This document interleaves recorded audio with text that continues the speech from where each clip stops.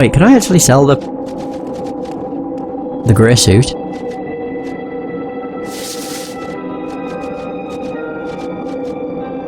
I might be able to.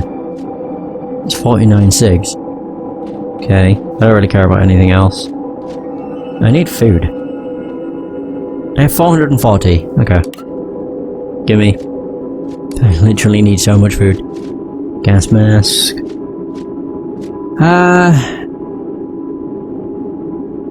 I already want the baton, and I also don't think I need it. I still need 55. On the origin, little woman. Wait. Oh right, I can get rid of that. I've also still got blank notebooks. Random ass spiked collar, which I don't think I need.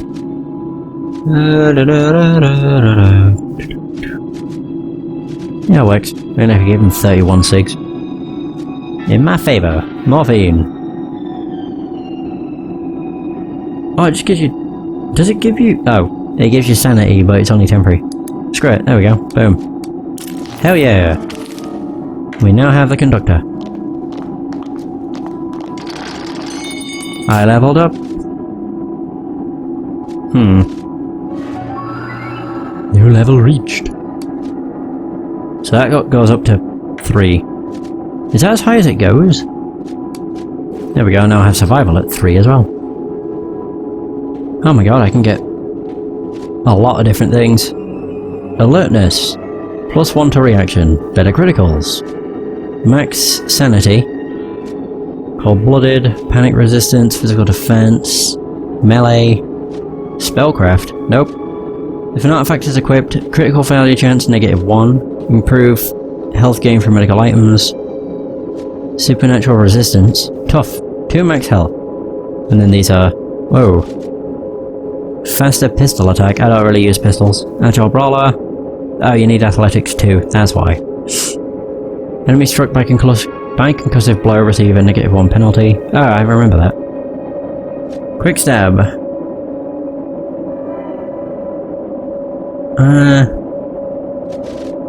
Honestly, anything that gives me... I don't really care about sanity. Yeah, we got Haggler. Supernatural resistance, I think, would be nicer. You have to do the same for these two. Occultic. Kinda wish I could put it into that as well. And medicine, I guess. Did that actually just... No, no, I didn't. We have Aura of Repulsion.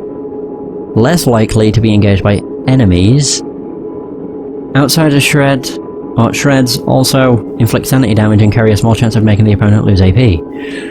Wisdom of the Centuries. Whoa. Lowers max HP by 3.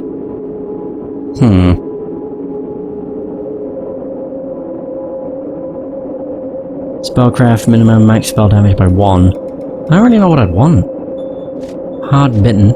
Mental resistance. Shred. Oh, it's basic attack. Oh, Shred it. Oh, okay. Less likely to be engaged by enemies. That'd be nice. I think I'm gonna go with that for now. And now we have her! There we go. And she can only get Mysterious Dodge. Boom! Booyah! Not too bad. So what's my, like, max? Okay, I have 88 health. What about the Outsider? 48, 32. They don't gain any. That's a bitch. Yeah, well. Kills me, not makes me stronger. I was gonna do something, but it's gone. Yeah. I kill rat sacks. I need to go and speak with Richter anyway, I think.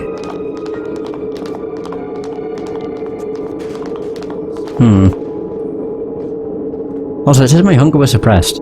I must automatically eat, I guess.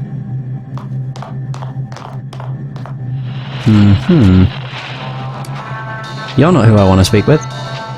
I just realised. Why am I here?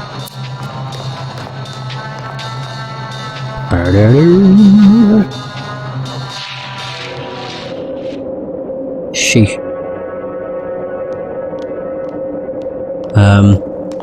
There we go.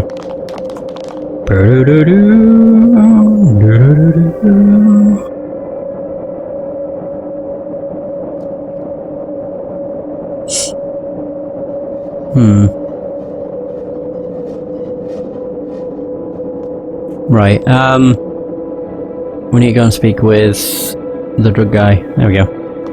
Richter! Actually, what I should do, before I do... What? Oh god.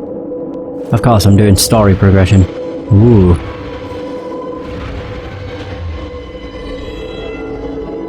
Okay. No, it's always a good idea to go back to the pub, every now and again.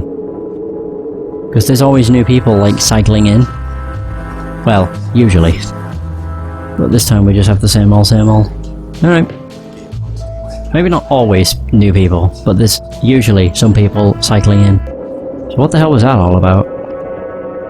Is it still red? Yep. Oh, we can go inside. Oh. That's pretty much telling me that I should.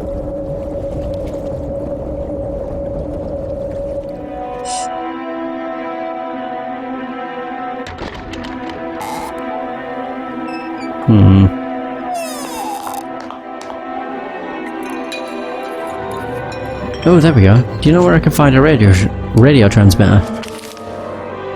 A transmitter? Won't be easy to find such a delicate machine part in Arkham. It continues after a short pause. We'll try the French Hill streets though. I've heard a man called... okay. Dumitrescu resides there. I know that surname. If he is the person I think he is, that man may be your best bet. Another thing.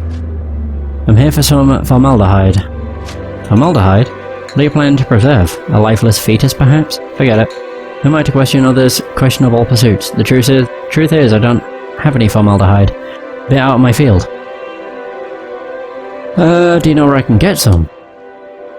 Let's see, the main component of formaldehyde turns out to be methyl alcohol. There should be a pretty high methyl alcohol output at the distillery because of that charlatan wheat crude distilling methods. So you can get me some... okay. Methyl alcohol from the mob's distillery. I guess I can make you some formaldehyde for a price, of course. Unless I can preserve my dead fetuses in the back decently. Just joking. Or am I? Where is this distillery? It's to the east of Riverside. Let me show you it on your map. I've already been there, haven't I? Who is this wheat you mentioned? A drunk fraud who pretends to be the distiller of the mob. I've heard that his own whiskey brand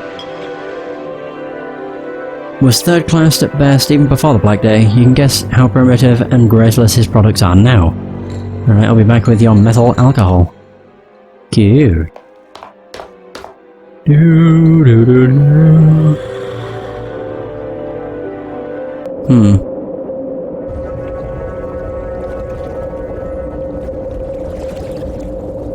So do I do this now? I guess. What else could I do? How shit's this gonna be? Is the outsider not coming with us? Oh god. Oh no, I did. It's all good. The fuck?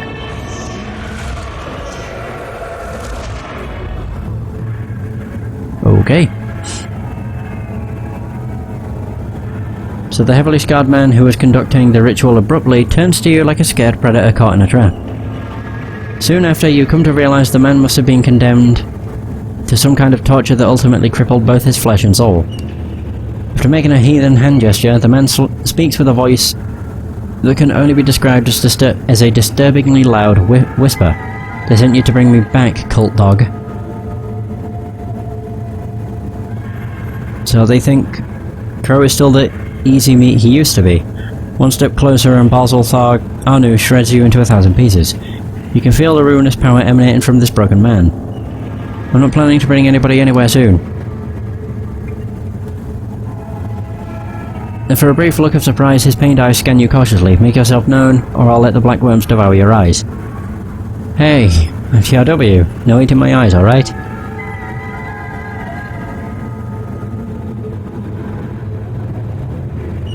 I don't know if I should go for that. I'm gonna try it. It might fuck me over, but we'll see. TRW and black worm spaghetti is not among my favourite dishes. Actually, I don't even like it. Too wormy for my taste. The man calling himself Crow tips his head to one side as if listening to an invisible advisor. My guest does not see the mantle of lies on you. This means you may live for a few more minutes. For a few minutes? I'm eternally grateful. You think I would take the risk of letting you get... All of a sudden the man falls into violent spasms, seemingly the result of extreme pain. I like how he screams and you can scream back. Ah! Are you alright? Ignoring you, Crow concentrates on breathing deeply for a while before he could whisper again, I cannot let you go. No one seeing me on this side of the river may live. Crow winces again as if the pain has just returned to show him it is not going anywhere soon. Then it's kill or be killed. Look, you're in serious pain, I can bring you all kinds of sedatives. He takes a moment to weigh your offer. Ah, there we go. It is true that I need some supplies, and I wouldn't say no to a pipe full of opium. A cigarette wouldn't hurt either. You got one? Sure, here you go. He grasps the cig from you, lights it with the flickering flame of a ritual candle, and inhales deeply. Ah, the only thing I miss about fucking America. Since I prefer not to leave the protection of my domain, a supply could come in handy. He turns to a vacant corner of the room. What do you think, Basil? Okay. The tortured man gets lost in a feverish discussion, only occasionally interrupted by a nod coming from his side. Unless he turns to you again. There may be a way. Listening? Basil Tharganu knows an old curse. It is called Verba Derelicta, or Derelicta. It was once used on spies and assassins as a precaution in case they get caught. The one who carries the Verba Derelicta cannot even mention the name of the caster, and if the cursed is pushed to the limits, as in an interrogation, they simply clears his throat. Die. How reassuring. Huh. I like pressing a button. I like how easy life has become in America. It was you who trespassed in our domain, and as your hosts, me and Basil Tharganu have the final say, cursed or dead. Come on, we can find another solution. While you're trying to talk some sense into the scarred man, he's already whispering in... Is it Mage's Latin, not Italian? Upon the touch of an ice cold drop right in the middle of your forehead, you realise the curse has been inflicted. If I told you the spell is also quite quick to cast, you'd see Crow smiling for the first time. But don't put on the sackcloth and ashes, my friend. We can be real allies now. And in time you may discover that a warlock and a demon can come very handy in a town that's gone to hell. We'll see. I am curious about some things, however. Crow seems to be in agony, and you're unsure if it's because of his reluctance to endure your questions or a byproduct of his condition. Right. Would you like to barter? Do you have any idea what this statuette represents? Crow examines the ages-old figurine, of course. This is a representation of Cthulhu, or the Grandfather as the cult calls him. The sheiks of the cult have been telling us they could feel its presence nearby. I even heard that a band of cultists actively saw His Majesty in full glory, rising on the horizon. Your carven doom. I've also heard that when they were found, almost all of them were dead, with smiles of awe permanently fixed to their faces. And they tell that the surviving acolyte was saying just one thing, oh beautiful doom. Who is this infernal guest? His name is Basil Tharganu, and I advise you address him by his true name. He is a guest in my domain, also my only ally in this game of cat and mouse. You think a demon can be an ally? He tilts his head to one side to listen to the strange entity you saw inhabiting the room. But Basil, you also agreed to keep it functional. I can't say I like the term functional. Then you should stop asking questions about my guest. He looks disturbed now. You better leave. But I have other questions to ask. Leave. Okay. Fine. Let's leave. How do I... I was about to say, how do I leave? There we go. I'm outie!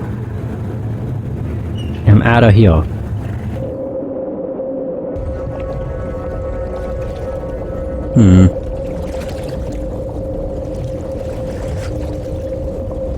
So, what am I doing?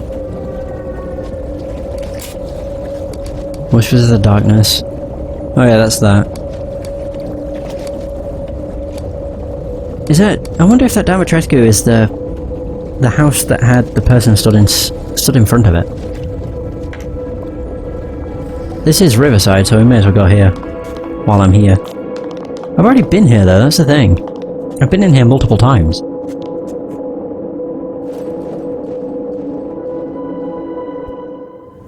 And every time I went inside there was nothing worthwhile. Although I'm not in the distillery, I'm just in the loading dock. Maybe the place on the right hand side has been undone? Wait. Passage to the intersections of the warehouse seem to be blocked by a vile combination of wooden boards, mud, twigs, and dirt. Oh, well there you go. Suppose I can't fucking do that then. Wait, so where is the distillery? They said it's on the east side. Oh, what? Maybe it was west side of Riverside.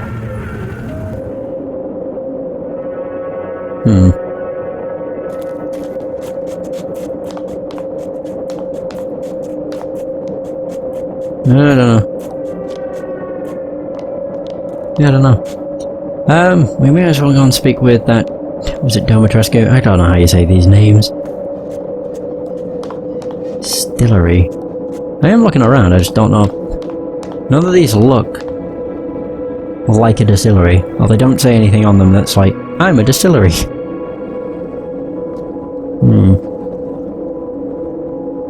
Planes.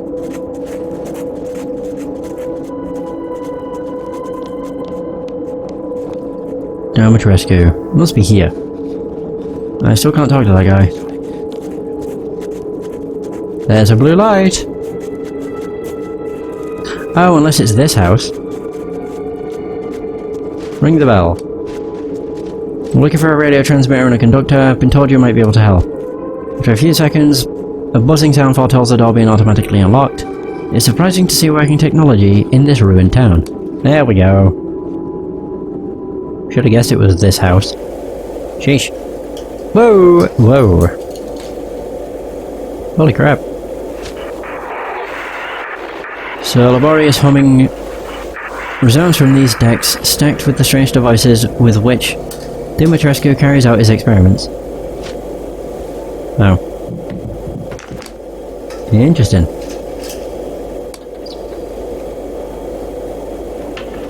So if I did metal...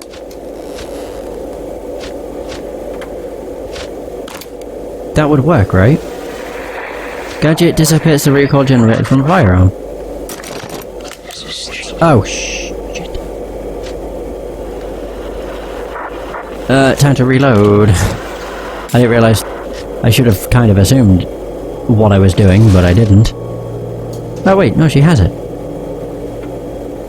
Wait, what?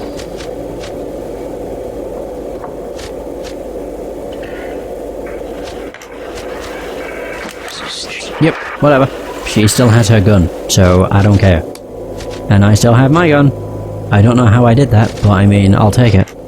Is it because it's equipped? I didn't want to do that. You can fuck off. I'm probably going to tell him to bugger off next time. Maybe. This is where he spends most of his time tinkering with his elementary instrument. His indicators seem to peak at irregular intervals. Hang on, just before I do anything, I'm kind of worried that she doesn't have a gun. Yeah, damage 1-to-1, she doesn't have a gun. It removed it. Motherfucker. I'm trying to think what I could get rid of. French Hill. Boom. I could get rid of the kerosene canister. Or just not make a recoil reducer. I don't exactly need one, I suppose. Okay, I just walked on in. Perfect. Right, let's just talk. You see a middle-aged man with a strong aura of intelligence and discipline sitting next to some sophisticated radio machinery. He looks devoured by the effort he puts into these contraptions. May I ask who you are? I'm TRW. Alright, TRW, the only reason I'm allowing you to interrupt my work is that you've excited my attention with your rather interesting request. Would you care to elaborate? Do you have the parts or not? Okay, so I'm searching for a way out of this place and those parts would help. I'm on a very important mission to save the world. Oh, sorry, myself and those parts. These are my ticket. First class. Is that so? You man of science? TRW? Yes. Then you know as well as I that a radio transmitter cannot miraculously teleport you to another point in space. Its sole function is to transmit radio waves, not atoms. It is just one component in a much more complex machine. I wonder what kind of machine that is. Look, young sir, I'd like to learn more about your miracle device, but I am close to a breakthrough here. Something that does not belong in the category of, with all due respect, scientific philosophizing. What are you working on? I'm sorry, young sir, but it would take too much of my precious time to explain to a novice. Just know that my work may prove crucial to us all. Will you help me with the parts? Very well, young sir. Your direct approach also suits the constrained time frame of my work. I may have a spare conductor on hand, but the radio transmitter is another story. A story that I may have a role in. I may also have a role in. Would you care to elaborate? He smiles thinly. I placed an order for some radio equipment and other electrical parts not long before the event I now describe as a planar shift. After the disaster, I was as frightened and depressed as any other resident of this lonely town, but eventually, my desire to continue my work helped me recover. Perhaps sensing it was my last resort, I returned to the lab. After some initial measurements and tests, I knew I was onto something. I knew that I was on the cusp of a discovery that could help us all. But just like you, I found myself in need of radio parts. What happened next almost cost me my life. Wait for him to continue. I headed for the Marsh warehouse. I knew that my shipment had to be in there someplace. It was the early days of Waxface's rise, and the chaos in the streets gave me the cover I needed to enter undetected. There were things inside. Fear spreads on his face, creatures straight out of the folktales of my childhood. Is that Varkalak? Beast people. After I had nearly lost an arm to one of the monsters, I decided to leave the shipment where it was. I cannot complete this important work without myself, after all. You see what I mean? Then the transmitter is still there? I heard that the warehouse was sealed, so in theory, yes. If you can somehow survive the Varkalak, you will find my shipment. He hands you the bill of delivery. Oh, great.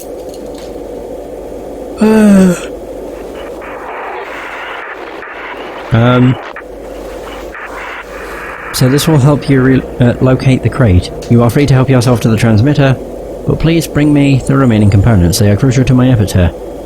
A good rifle could have solved your animal problems. They were feral and vicious beasts. That's true, but they also had certain traits which were, he struggles to find the right word, disgustingly human. There was a distinctly sinister consciousness in their eyes. Okay, where is the Marsh warehouse? It's in the Riverside District, an old brick building. You won't miss it, I'm sure. I'll find that crate. Oh. Okay, it's just the same thing. Cool. Right. I never actually went into Waxface's place. I might see if I can. Just for curiosity. Oh, I can't. Never mind. I was about to say just for curiosity's sake. Alright, so we need to go back to the warehouse. Great.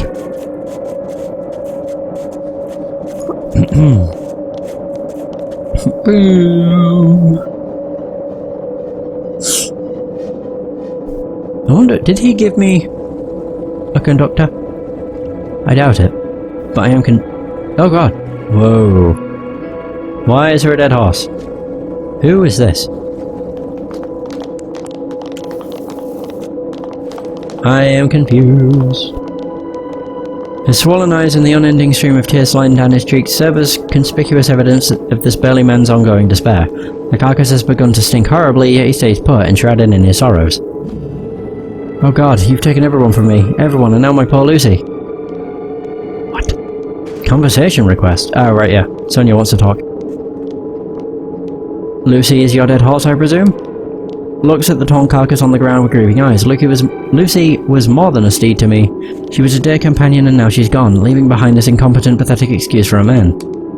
Yet no one hears my cries in this godforsaken place, and to think I was a policeman. Pauses briefly and hangs his head in shame. Who couldn't even protect his own partner. She was irreplaceable, huh?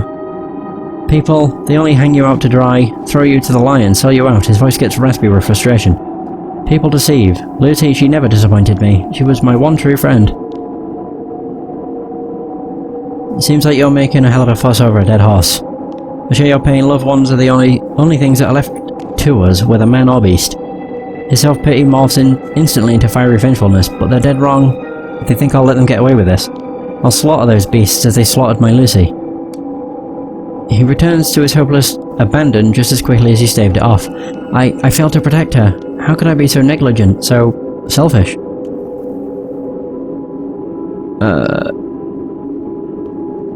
Weren't you at Lucy's side at the time of her death? Yesterday I left Lucy alone and went to the bar just to forget myself for a little while. When I returned, she was decimated. Eaten alive, no less. Oh, my poor Lucy.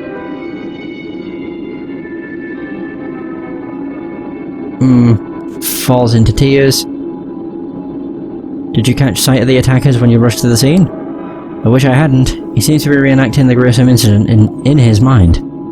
I started running when I heard Lucy neigh in agony from afar, poor thing. On the way I fired all my remaining ammo into the air.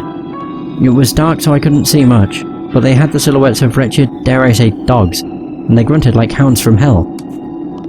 But one among their malicious pack was waiting in the shadows, a huge, hairless horror, whom I believed to be the leader. That abominable monster waited on his subordinates to bring him the flesh of my innocent Lucy. In a sudden burst of fury, I'll rip its heart out. I'll venture into that warehouse and compel that grotesqueness to pay with its life for the pain it caused me. Oh! Wait, is this the Nameless Soldier? It can't be.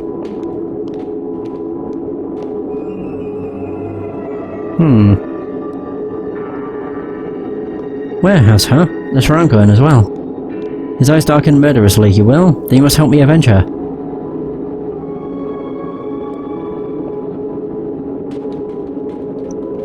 Okay, so only once their blood has been spilled shall my wounded heart rest.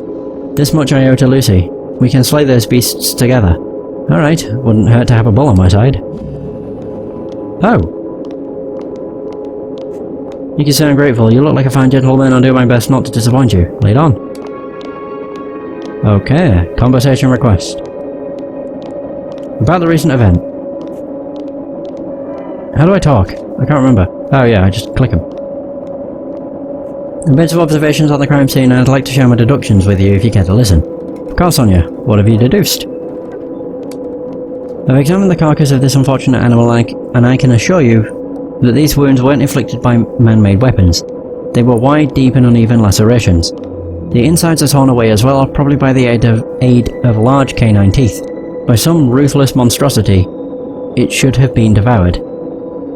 That's very inquisitive of you, Sonia. Thanks. I've also further deduced that the aggressors were a pack and not a single one, as suggested by the footprint trail. Shows the claw prints on the ground. Thank you, Sonia. You have a keen eye for the inconspicuous. My pleasure. I'm glad you noticed. Okay, so about the recent event. My god. The outsider looks at the lifeless body of the animal named Lucy, then diverts his gaze to the weeping man. I can see that his love for the beast is turning him into a lifeless revenant, blinded by pure anger. To be able to feel such a deep affection for a creature not shaped in the same form as himself, he was not simply the master of this beast of burden, he was much more. I find it admirable.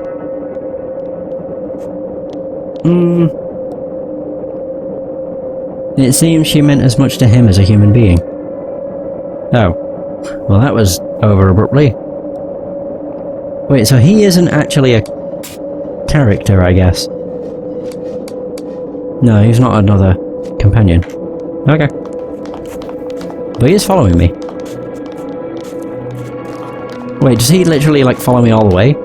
That'd be great, if he did. Do-do-do-do-do-do. I've also just realised Edward's disappeared. Oh well. It's not the Nameless Soldier. He's not a companion. He is still with me. Nice. Julian? Yes, you deduce the wounds. Jeez. Can I actually talk to all of these? Oh no. Oh, there we go. The Arkham resident is looking at the mutilated corpse as if hypnotised by the slowly burgeoning pool of blood that threads its way through the cobblestones of the doomed town. What happened here? The man suddenly starts shouting, The stabber is killed again! Stabber? The Arkham stabber. Where have you been living, sir? I think this is the third victim. All butchered, stabbed, until they end up like poor Julian here. You mean like a honeycomb? Okay. So, what do you know about this okay. Yeah, about the Arkham stabber. No, nobody has any idea who he is. Even the mob can't catch him. Some say he's a demon, others speculate that he's a loony. Of the worst kind. So Julian, you know this man? He shakes his head, not a bad fellow. Used to stay at the Essex Hotel. He didn't deserve such a fate. Nobody deserves. Looks at the hardly recognisable corpse on the ground in horror. That? Who deserves what they reap here? The man turns and looks at you. Although he remains silent, you sense his wordless acknowledgement. How do you know the stabber is a he? I don't. He could be a she. Would only be fair after what those brutes did to all the... He becomes aware of a mob fist standing nearby. Never mind, I better go. Goodbye. What the hell? Sanity lost. A bunch. So, as you're about to leave the site of the gruesome murder, you notice something odd about the hobo standing nearby. The man begins to shake as if in the throes of a seizure. His pupils transform from black to a murky white. Abruptly, he kneels as if possessed by an unknown force, dips his hand in the blood pool on the pavement and begins to draw a star-like symbol on the ground, with the dead man's freshly spilled bodily fluid. As you are watching the scene in bewilderment, the milky eyes turn directly to you, and the broken man speaks in an ominous tone. Completely alien up to his appearance, your path crosses with the dead one. The simple flight of a soul will uncover more. My sanity is real low. Uh-oh.